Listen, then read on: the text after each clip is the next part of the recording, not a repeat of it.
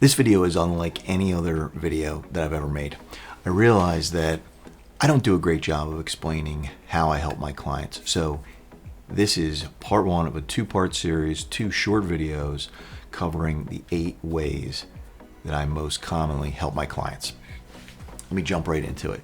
Number 1 is financial clarity. I have found over the years, it's such a common challenge that owners don't have a great understanding of their financial situation. They're not looking at P&Ls. They're not job costing. They just aren't using the financial data that's available to them to make great decisions and to get more profitable, which leads me to number 2. Number 2 is I work with clients to maximize their profit potential.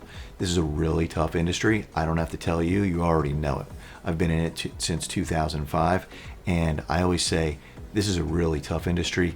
Let's make sure that we're as profitable as we can be. Number 3, sales.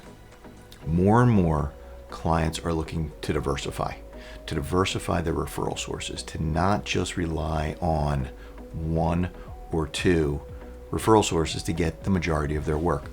So I work with them on creating a sales plan to diversify and help them build their business. Number 4, accountability. Now, in the next video, we're going to talk about accountability in a different way. This is accountability for the owner. When you're the boss, you're accountable to no one, right? So I think, and I still have a business coach, I have always thought that it's really important to have some accountability in your life, whether it's an accountability partner or a coach like me.